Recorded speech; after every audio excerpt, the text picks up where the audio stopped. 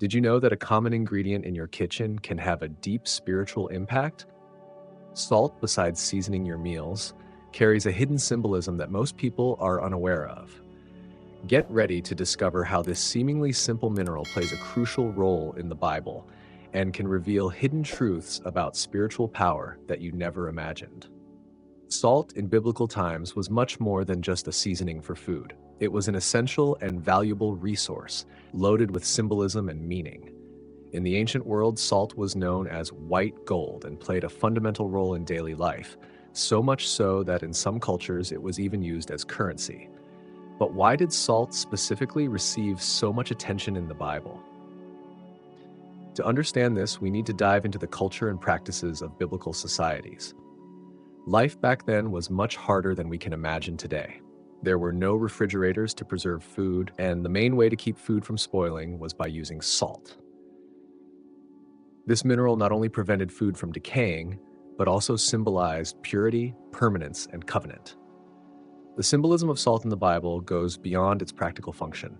It appears in various passages, like in Leviticus 2:13, where God commands that all grain offerings be seasoned with salt. This simple act of adding salt to the offering had deep spiritual significance. It wasn't just about enhancing flavor, but about representing the incorruptibility and durability of the covenant between God and his people.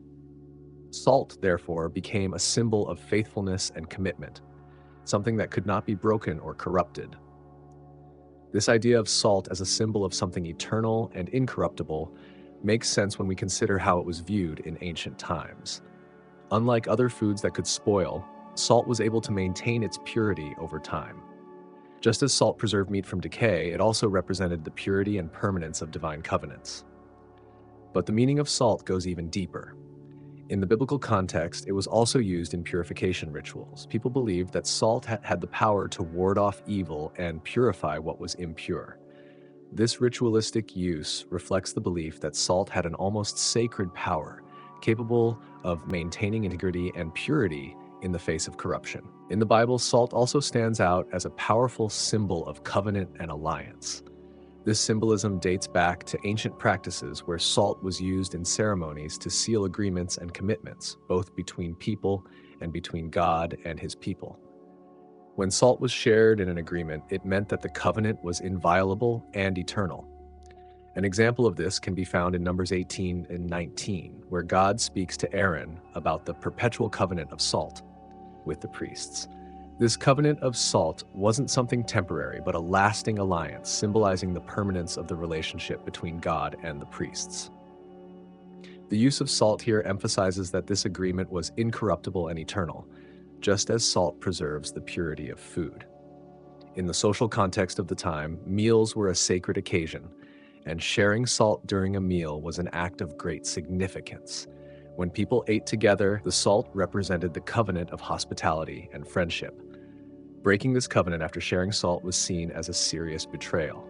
Thus, salt became a symbol of loyalty and mutual trust. This symbolism also reflects the covenant between God and his people. God makes covenants with the Israelites, guaranteeing his protection and blessings in exchange for their faithfulness and obedience. Salt, as part of these covenants, reinforces the seriousness and durability of the promises made by God. This shows us that the use of salt in the Bible is more than just a simple tradition. It's a tangible reminder of the divine covenant, a symbol that the relationship between God and his people is meant to last forever. Besides its role in covenants and alliances, salt in the Bible also carries a powerful symbolism of purification and preservation. In the ancient world, salt was essential for preserving food, preventing it from spoiling quickly in an environment without refrigeration. But in the Bible, this practical function takes on a deep spiritual meaning. When we think of purification, it's important to remember that in the Bible, being pure isn't just about being physically clean, but also spiritually clean. Salt, with its purifying properties, was used in rituals to symbolize the removal of sin and the preparation of something or someone for sacred service. In 2 Kings 2:19-22, we see an interesting example of this. The prophet Elisha uses salt to purify the waters of Jericho, making them drinkable and healing the land. This act wasn't just symbolic. It showed God's power to transform what was corrupted into something pure and useful again. This passage makes us think about the role of salt as an agent of change.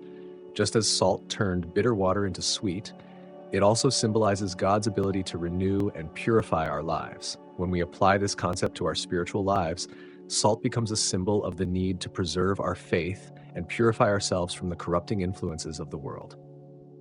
In addition to purification, salt was also used for preservation, which has important spiritual implications. Preservation with salt kept food from spoiling, keeping it fresh longer. Spiritually, this translates to the idea of preserving the purity and integrity of faith. Just as salt protects meat from decay, the application of spiritual salt protects our souls from corruption and sin. The use of salt in biblical sacrifices and rituals is a crucial aspect of understanding its true spiritual significance. In Jewish tradition, salt wasn't just an ingredient, it was considered essential in various offerings made to God. This detail reveals a lot about the sacred view of salt and its role in connecting the human with the divine. In Leviticus 2:13, for example, God commands that every grain offering be seasoned with salt. This command may seem simple at first glance, but its spiritual depth is immense. When added to offerings, salt symbolized the eternal covenant between God and his people. It represented purity and incorruptibility, qualities that were supposed to be present in any act of worship. This shows us that the offerings weren't just empty rituals, but acts full of spiritual meaning, where every element had a higher purpose. In sacrificial rituals, salt also served as a reminder of the unbreakable commitment to God. It was mixed with the sacrifice to ensure that the offering was pure and acceptable in God's eyes. This makes us reflect on the seriousness with which God's people approached their rituals. They knew that their offerings had to reflect holiness and faithfulness, and salt was a tangible symbol of these qualities. Moreover, salt had a sanctifying role. When used in sacrifices, it helped purify the offering, making it worthy to be presented to God. This reflects the belief that worship wasn't just a physical act, but also a spiritual one, requiring purity in both the act and the intention. By adding salt to the sacrifice, the offerer acknowledged the need for purification and total dedication to God. In the Bible, salt also takes on a fascinating role as a symbol of spiritual protection. Throughout the scriptures and in various cultural traditions, salt was seen not just as an element of purification and preservation, but also as a defense against evil. This aspect of salt as a spiritual weapon is intertwined with the belief in its power to ward off negative influences and protect those who use it. One of the clearest ways salt was used for spiritual protection was in rituals of purification and consecration. In many ancient cultures, salt was believed to have the power to drive away evil spirits and negative forces. This wasn't a belief unique to one people, but a practice shared among different civilizations, including those mentioned in the Bible. When used in rituals, salt didn't just purify what was offered to God, but also created a barrier against spiritual corruption, ensuring that the consecrated space or object was protected from any impurity. In the Bible, this protective power of salt can be seen in stories like that of Elisha, who used salt to purify the waters of Jericho. But beyond purifying, the act of throwing salt into the waters had a deeper meaning. It symbolized that the evil contaminating those waters would have no more power there. Salt, in this context, not only healed but also protected the waters from future corruption, a clear sign of God's power to drive away evil and restore what had been corrupted. Another passage reflecting the use of salt as spiritual protection is the concept of salting something as an act of consecration. In Jewish tradition and other ancient cultures, objects or spaces were salted to protect them from any negative influence. Salt, in this way, served as an invisible guardian, preserving the spiritual purity of whatever was consecrated to God. This use reflects the belief that salt had the ability to keep evil at bay and ensure that the sacred remained untouched by the profane. These practices and beliefs around salt show us that it was much more than just a simple mineral. It was seen as a tool of spiritual power. When we think of salt as a spiritual weapon, we're referring to this symbolic power to protect, purify, and preserve not just physically, but spiritually. Salt, therefore, is a constant reminder that just as it preserves and purifies, it can also protect our lives and our spaces from negative influences, keeping us safe under divine protection. In the Bible, salt reaches a new level of symbolic depth when Jesus, in his Sermon on the Mount, refers to his followers as the salt of the earth. In Matthew 5:13, he says, "You are the salt of the earth, but if the salt loses its flavor, how shall it be seasoned? It is then good for nothing but to be thrown out and trampled underfoot by men." This statement from Jesus isn't just a powerful metaphor, it's a call to spiritual responsibility. When Jesus called his disciples the salt of the earth, he was pointing to the essential role that salt played in their culture and, more importantly, in the spiritual realm. Just as salt is crucial for preserving and adding flavor, Jesus was teaching that his followers have the responsibility to preserve holiness and justice in the world. Being the salt of the earth means that, like salt, Christians should prevent moral and spiritual decay around them by maintaining integrity and purity in their lives and communities. This metaphor also suggests that Christ's followers have an active and visible role to play. Salt, when applied, transforms what it touches. It enhances flavor and prevents corruption. Similarly, Jesus expected his disciples to be agents of change in the world, positively influencing society by living according to the values of God's kingdom. Being salt means being willing to impact and change the environment around you, rather than being changed by it. However, there's an important warning in Jesus' statement. If the salt loses its flavor, it becomes useless. In ancient times, salt that lost its properties, likely due to contamination or exposure, couldn't fulfill its purpose anymore. This warning highlights the seriousness of maintaining spiritual purity and the effectiveness of the Christian witness. If Jesus' followers allow themselves to be corrupted or become apathetic, their ability to positively influence the world is lost, making them spiritually ineffective. By using this metaphor, Jesus was also talking about perseverance. Salt, as we've seen, is a powerful preservative, but it can only fulfill this function if it retains its purity and strength. Similarly, Christians are called to persevere in their faith, maintaining their positive influence even in the face of adversity and temptation. The effectiveness of salt depends on its integrity, and the same is true for Christ's disciples. So when Jesus says, "You are the salt of the earth," he's not just giving his followers an identity, but also a mission. They were to be a force of preservation, purity, and transformation in a world often marked by corruption and moral decay. Jesus' statement is both a call and a warning, reminding his followers of the importance of living in a way that maintains their spiritual effectiveness, just as salt must maintain its flavor and preserving power. When Jesus warned about salt losing its flavor, he introduced a crucial issue about the identity and role of his followers.